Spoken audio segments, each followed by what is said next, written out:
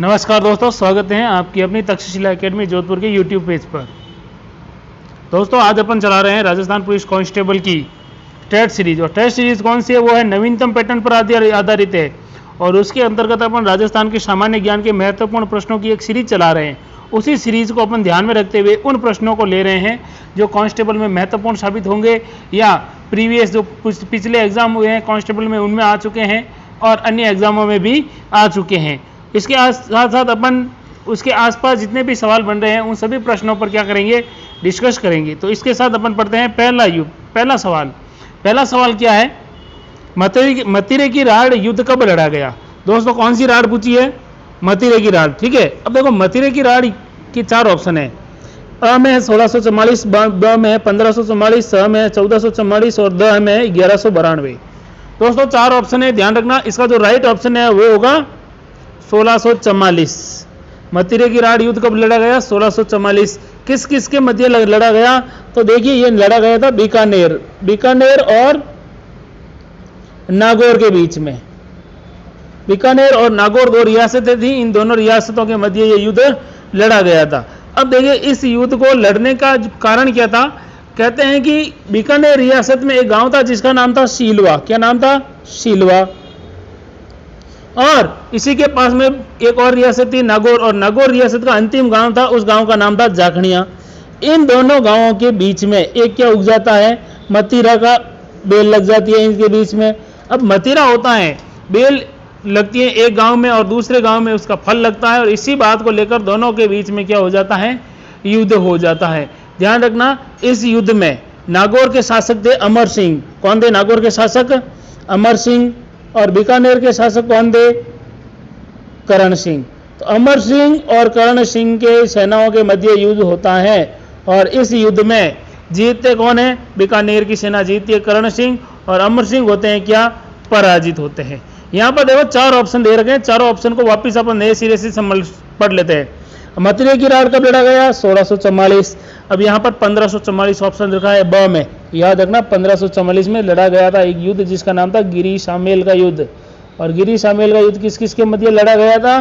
तो यहाँ मारवाड़ के शासक थे मालदेव, और उस समय एक और किसके मध्य लड़ा गया? तो किसके मध्य? शेरशाह सूरी के मध्य। और शेरशाह सूरी ने इस युद्ध में क्या कहा था कि मैं मुट्ठी भर बाजरे के लिए, कितने बाजरे के लिए? मुट्ठी भर बाजरे के लिए हिंदुस्तान की बादशाहत खो देता। क्या खो देता? हिंदुस्तान की बादशाहत खो देता। तो ये हो गया आपका दूसरा युद्ध। इसके साथ कई बार सवाल पूछा जाता है कि किस मंदिर के 1644 खंबे हैं? तो देलवाड़ा का जैन मंदिर है। कौन सा मंदिर? देलवाड़ा का जैन मंदिर है पाली में। और पाली में कौन सी नदी पर? मथाई नदी पर। कौन सी नदी पर? मथाई। और मथाई नदी पर देलवाड़ा का जो जैन मंदिर है, वो जैन मंदिर के अंदर खंभों की संख्या कितनी? 1444। ठीक है दोस्तों, अगला ऑप्शन देखिए द, और द ऑप्शन में क्या है? 1192। तराइन का दूसरा युद्ध कब होता है? सबको पता है, तराइन का दूसरा युद्ध 1192 में। इसमें कौन पराजित होते हैं? पृथ्वीराज चौहान पराजित होते हैं और मोहम्मद गौरी विजयी होता है। तो अगला सवाल पढ़ते हैं इसी की तरह अपना अगला। राजस्थान का प्रथम शाका कब हुआ था? अब यहाँ पर राजस्थान का प्रथम शाका माना जाता है 1303 में। कब माना जाता है? 1303 में। किस किस के मध्य युद्ध हुआ था तब ये शाका हुआ था? तब मेवाड़ के शासक कौन थे? महाराणा रतन सिंह। और इनके सामने युद्ध किसने किया था? तो युद्ध किया था एक के यानी अलाउद्दीन खिलजी में। खिलजी ने इस युद्ध में रतन सिंह ने क्या किया था? रतन सिंह ने किया था केसरिया। क्या किया था भाई? रतन सिंह ने यहाँ पर किया था केसरिया। और रतन सिंह की रानी, जिनका नाम सुना होगा आपने, महारानी पद्मिनी। पद्मिनी ने क्या किया था? जौहर।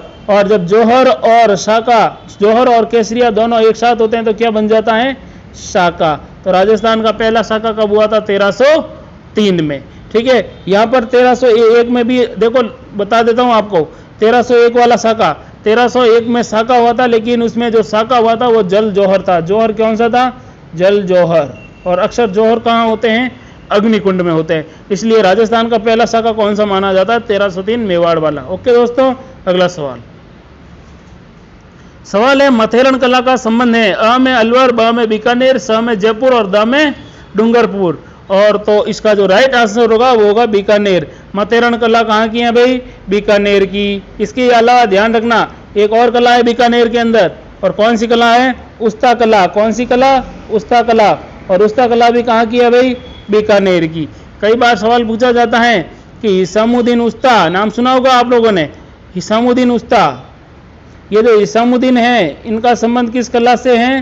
तो इनका संबंध है उस्ता कला से। तो उस्ता कला, ध्यान रखना दोस्तों, कौन सी कला? उस्ता कला। और माथेरन कला, दोनों का संबंध किस जिले से है या किस रियासत से है? तो बीकानेर रियासत से। ठीक है दोस्तों, अगला सवाल पढ़ते हैं। और अगला सवाल देखिए, ये सवाल है, निम्न में से कौन सा बांध राजस्थान से बाहर है? देखो, जवाहर सागर बांध राजस्थान में है, माही बजाज सागर है वो राजस्थान में है, उमेर सागर बांध है वो राजस्थान में है। इसका मतलब ये गांधी सागर बांध है, ये कहाँ है? ये एमपी में है। कौन से पी में है? एमपी में है। किस नदी पर है? चंबल नदी पर। ध्यान रखना दोस्तों। और चंबल नदी पर टोटल बांध कितने हैं? 4। और राजस्थान में कितने बांध हैं? 3 बांध है। ठीक है दोस्तों, अगला सवाल देखते हैं। शेखावाटी के कुओं को स्थानीय, शेखावाटी भूभाग के कुओं को का स्थानीय नाम क्या है भाई? सवाल पूछा है, शेखावाटी के कुओं का स्थानीय नाम क्या है? तो देखो दोस्तों, 4 ऑप्शन है आपके सामने, बावड़ी, ब में बेरा, स में दरियन और द में जोहड़। तो शेखावाटी भूभाग के दोरों को क्या कहा जाता है भाई? जोहड़ कहा जाता है। इसके अलावा जोहड़ जो है, सवाल पूछा जाता है कई बार एग्जामों में, जोहड़ वाले बाबा किसे कहा जाता है? तो जोहड़ वाले बाबा, ध्यान रखना दोस्तों, एक व्यक्ति वे हैं जिनका नाम क्या था? राजेंद्र सिंह। क्या नाम था? राजेंद्र सिंह को कहा जाता है वाटरमैन ऑफ इंडिया, या फिर क्या कहा जाता है? जोहड़ वाले बाबा। ठीक है दोस्तों, अगला सवाल देखते हैं। राजस्थान की किस झील की नींव ड्यूक ऑफ कनॉट ने रखी थी? 4 ऑप्शन देखिए दोस्तों, अ में आना सागर, ब में जय सागर, स में स्वरूप सागर और द में फतेह सागर। तो ध्यान रखना दोस्तों, ड्यूक ऑफ कनॉट ने एक नींव रखी थी 1688 में, और किस नींव की, किसकी नींव रखी थी? वो रखी थी किसकी? फतेह सागर की। फतेह सागर कहाँ है? उदयपुर में है। इसकी आकृति कैसी है? तो आपने एक फल खाया होगा जिसका नाम है नाशपाती। नाशपाती जैसी इसकी क्या है? आकृति है। ठीक है दोस्तों, इसके अलावा स्वरूप सागर कहाँ है? उदयपुर में है। जैत सागर कहाँ है? बूंदी में है। आना सागर कहाँ है? अजमेर में। और फतेह सागर कहाँ है? उदयपुर में। राइट आंसर इसका क्या होगा? फतेह सागर। ओके, अगला सवाल। राजस्थान में तालाबों से सिंचाई, सर्वाधिक सिंचाई किस जिले में होती है? देखिए, सवाल पूछा है राजस्थान में किससे? तालाबों से। 4 ऑप्शन है, अ में झालावाड़, ब में भीलवाड़ा, स में बांसवाड़ा और द में हनुमानगढ़। तो दोस्तों इसका सही राइट आंसर होगा, वो होगा भीलवाड़ा में। दोस्तों अगर आपको सिंचाई देखनी है तालाबों वाली तो आपको कहाँ जाना होगा? भीलवाड़ा। और भीलवाड़ा को क्या कहा जाता है? राजस्थान का कौन सा चेस्टर? मैनचेस्टर। क्या कहा जाता है? मैनचेस्टर। राजस्थान की कौन सी नगरी कहा जाता है? वस्त्र नगरी। क्या कहा जाता है? वस्त्र नगरी। और ध्यान रखना इसका राइट आंसर क्या होगा? भीलवाड़ा। अगला सवाल देखते हैं। 2011 की जनगणना के अनुसार शिशु लिंगानुपात कितना है राजस्थान का? यानी राजस्थान का 2011 की जनगणना के अनुसार शिशु लिंगानुपात 0 से 6 वर्ष कितना है? 0 से 6 वर्ष। तो इसका राइट आंसर क्या होगा? 4 ऑप्शन है, ए में 837, ब में 888, स में 414 और द में 940। तो इसका राइट होगा 888। राजस्थान का शिशु लिंगानुपात कितना है भाई? 888 यानी 888। अब अगला सवाल देखते हैं भाई दोस्तों। और अगला सवाल क्या है? ये रहा आपकी स्क्रीन पर, ये दो। यहाँ पर देखो एक मिस प्रिंट हुआ है दोस्तों। यहाँ पे सवाल है, मेड़ता की जगह है मेवाड़। क्या है? मेवाड़। तो सवाल क्या बनेगा? मेवाड़ प्रजा मंडल की स्थापना किसने की थी?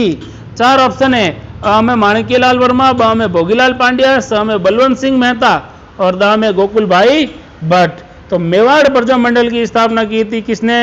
माणिक्यलाल वर्मा ने। और दोस्तों माणिक्यलाल वर्मा के बारे में एक चीज और बता दूं, इन्होंने गाना लिखा था पंछीड़ा। कौन सा गाना लिखा था? पंछीड़ा। ओके, अगला सवाल देखते हैं। राजस्थान का वह किला जिसमें एक जैसे 9 महल है। एक जैसे कितने महल है भाई?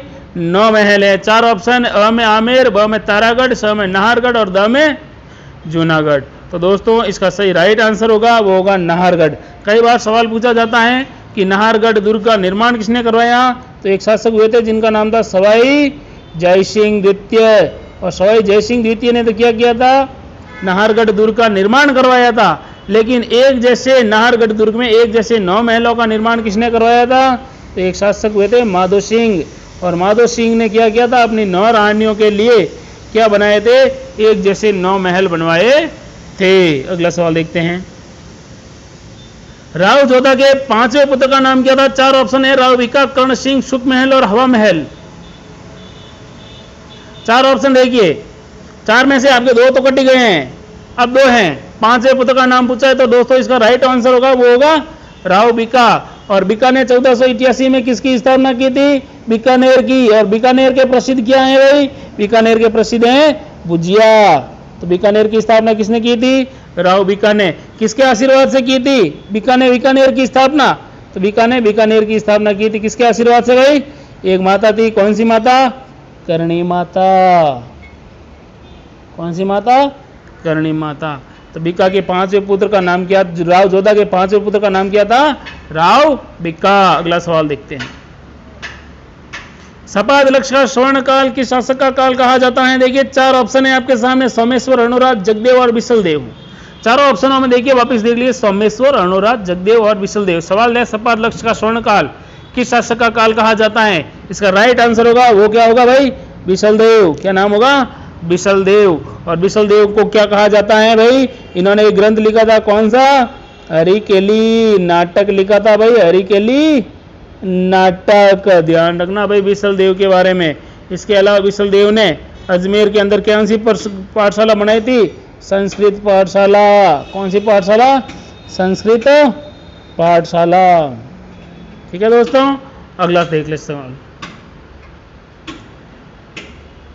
राजस्थान का ग्रामीण विष्णुई संप्रदाय किस लोक देवता का अनुयायी है। 4 ऑप्शन है, अ में रामदेव जी, ब में जाम्बो जी, स में पाबू जी और द में तेजा जी। तो देखो दोस्तों विष्णुई संप्रदाय है वो किस लोक देवता का अनुयायी है, जाम्बो जी। और जाम्बो जी ने किस धर्म की स्थापना की थी, विष्णुई संप्रदाय की, या विष्णुई की संप्रदाय की स्थापना की थी। जाम्बो जी का जन्म कहाँ हुआ था, नागौर। तो जन्म स्थली कौन सी है, नागौर। लेकिन इनकी कर्म स्थली कौन सी है भाई, बीकानेर। कौन सी है भाई, बीकानेर। और विष्णुई संप्रदाय में कुल कितने नियम होते हैं भाई धर्म पालना के लिए, तो विष्णुई धर्म के अंदर होते हैं 29।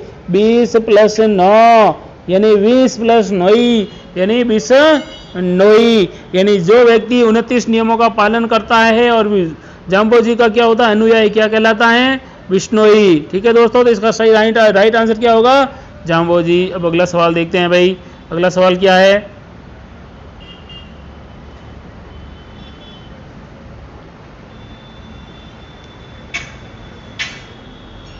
फायरे फायरे क्या है। ऑप्शन है आपके, अ में शस्त्र, ब में मिसाइल, स में कृषि यंत्र और द में भीलों का रणघोष।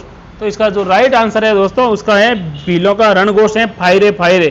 कहते हैं कि जब भीलों के ऊपर कोई संकट आ जाता है और भील कहते हैं फायरे फायरे, तो भीलों के जो दूसरे साथी होते हैं वो भी क्या होते हैं, हथियार लेकर इकट्ठे हो जाते हैं अपने साथियों की क्या करने के लिए, रक्षा करने के लिए। ओके दोस्तों, अगला सवाल देखते हैं। राजपूताने का अबुल फजल किसे कहा जाता है। 4 ऑप्शन है आपका, अ में बांकीदास, ब में मुनोत नैन्सी, स में पृथ्वीराज राठौड़ और द में सूर्यमल मिश्रण। तो राजपूताने का अबुल फजल कहा जाता है किसको भाई, मुनोत नैन्सी को। मुनोत नैन्सी कहाँ के रहने वाले थे, कौन सी रियासत में रहते थे, मारवाड़ी रियासत में। अगला सवाल, मुनोत नैन्सी ने कौन सी पुस्तकें लिखी थी, तो कौन सी लिखी थी भाई, याद रखना, दो पुस्तकें लिखी थी इन्होंने। कितनी पुस्तकें लिखी थी, 2। इसके अलावा सवाल कई बार यह भी पूछा जाता है कि मुनोत नैन्सी को राजपूताने का अबुल फजल किसने कहा था। मुनोत नैन्सी को राजपूताने का अबुल फजल किसने कहा था, तो मुंशी देवी प्रसाद ने। किसने, मुंशी देवी प्रसाद ने। इसके अलावा मुनोत नैन्सी को क्या कहा जाता है, राजस्थान का गजेटियर। क्या कहा जाता है, गजेटियर। पुस्तक कौन सी है इनकी, मारवाड़ रा परगनारी विगत मारवाड़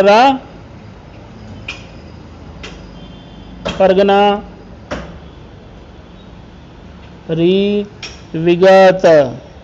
ठीक है भाई, ये पुस्तक थी जो सबसे पुरानी क्या मानी जाती है, पुस्तक मानी जाती है परगना के तहत। ओके भाई, तो ये थे आपके प्रमुख सवाल। अब बात करते हैं आगे।